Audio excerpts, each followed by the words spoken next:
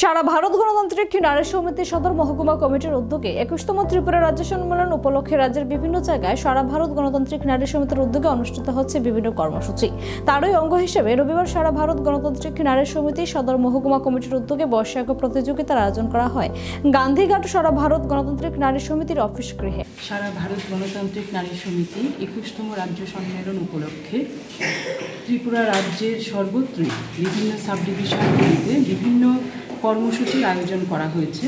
তার পাশাপাশি আমাদের সদর মহকুমারও বিভিন্ন অঞ্চলগুলিতে 12টি অঞ্চল আছে, বিভিন্ন অঞ্চলগুলিতে বিভিন্ন কর্মসূচি গ্রহণ করা হয়েছে।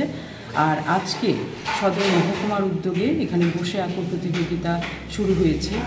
এখানে আমরা সকাল 9:30 থেকে এক্ষুনি শুরু করলাম প্রোগ্রামটা, এটা 1.5 ঘন্টা চলবে।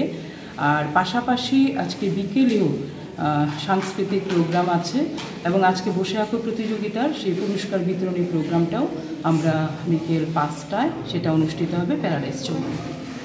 আমরা একটি বার্তায় দিতে চাই ত্রিপুরা রাজ্যের সমস্ত জনগণের উদ্দেশ্যে যে আমাদের সংগঠন সারা ভারত গণতান্ত্রিক নারী সমিতি আমরা শুধুমাত্র নারীদের মান সম্মান ইজ্জত অধিকার রক্ষার্থেই আমাদের আন্দোলন সংগঠিত করি না, আমাদের সংগ্রাম সংগঠিত করি না।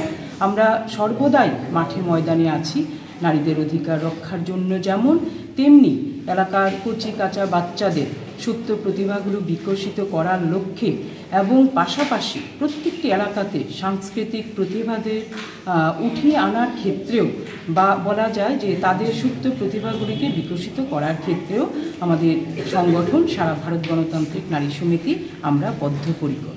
তো সেই উপলক্ষে আজকে আমাদের এখানে এখন সদর মহকুমার অফিসে বসে আঁকো প্রতিযোগিতা অংশগ্রহণ।